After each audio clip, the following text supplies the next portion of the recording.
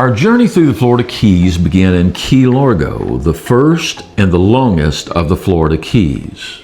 Key Largo is often called the diving capital of the world, and it didn't take us long to understand why. Much of life here revolves around the water. During our stay, John Pennekamp Coral Reef State Park gave us the opportunity to experience both the land and the sea. We camped right there inside the park, which turned out to be a wonderful base for exploring the upper Keys. The campground placed us within walking distance of the park's trails, beaches, marina, and visitor facilities. But what truly makes John Pennekamp special is what lies beyond the seashore. Established in 1963, John Pennekamp was the first undersea park in the United States. It protects approximately 70 nautical square miles of coral reefs, mangrove forest, and clear tropical waters. The park offers several ways to explore this underwater world. Visitors can take snorkeling and scuba diving excursions, rent kayaks or canoes, or simply enjoy the beaches and nature trails. Since neither of us was quite ready to strap on a scuba tank, we decided to explore the reef aboard one of the park's glass-bottom boats. The boat was a large powered catamaran with plenty of room to move around and enjoy the scenery as we traveled miles offshore into the Florida Keys National Marine Sanctuary.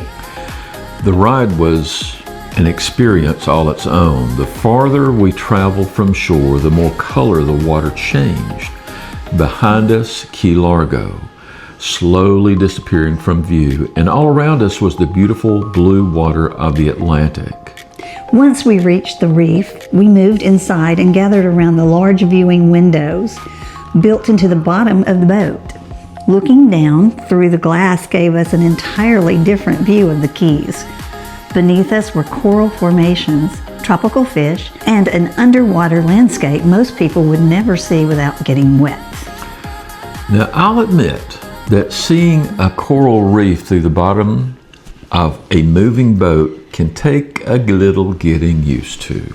But it was a fascinating way to experience one of the national treasures that makes Florida Keys so special. And we managed to do it without getting wet or having to wear a scuba tank. Back on land, we explored another important part of the Keys ecosystem, the mangroves. A boardwalk at the park carried us through the mangrove forest, where the tangled roots meet the shallow coastal water. Mangroves may not be as colorful as the coral reef, but they served an incredibly important purpose. They provide shelter for young fish and other wildlife. They help protect the shoreline from erosion, a form of natural barrier against storms. Walking along the boardwalk was quiet and peaceful, a completely different experience from the wind and open water of our boat ride. It gave us another opportunity to slow down, look around, and appreciate a part of the Keys that can easily be overlooked. During our stay, we drove south to Robbie's Marina at Islamorada. Robbie's is known for its waterfront atmosphere, but its famous resident are the enormous tarpon that gather around the docks. Visitors can purchase a small bucket of fish and try feeding the tarpon by hand. And of course, Quinton decided he needed to give it a try. The instructions sounded simple enough. Hold a fish over the water and wait for the tarpon to take it. But I'm not sure he fully understood just how large these fish were or how quickly they could come out of the water. When you're leaning over the dock and one of those enormous tarpon, somewhere around 150 pounds, launches itself out of the water with its mouth wide open, it becomes a little more exciting than you might expect. I stayed a safe distance and handled the important job of recording it. Thankfully, she captured some of it on video. It was thrilling, slightly intimidating, and absolutely hilarious all at the same time. Yes, Robbie's may be a well-known tourist attraction, but feeding those tarpon gave us one Florida Keys memory we won't soon forget.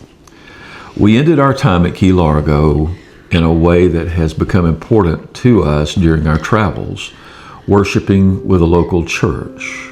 On Sunday morning, we visited Key Largo Baptist BeaChurch. The name seems especially appropriate for a church located in the Florida Keys, where the relaxed island atmosphere is part of everyday life.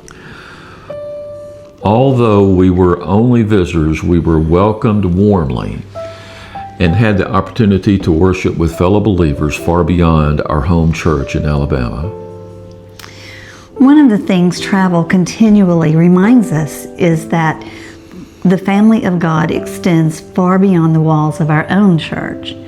No matter where we go, we can find people gathering to worship, encourage one another, and share their faith. Travel allows us to experience new scenery, meet interesting people, and occasionally feed a fish large enough to swallow your hand. Or in my case, watch Quinton feed a fish large enough to swallow his hand.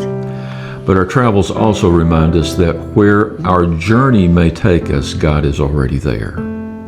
From the coral reefs beneath the Atlantic, To the mangrove forest along the shore, to a congregation gathering for worship on a Sunday morning, Key Largo gave us another beautiful glimpse of God's creation. and another waypoint in our journey. We're Quinton and Gennie, and we hope that you'll continue to join us as we explore God's creation One story at a time.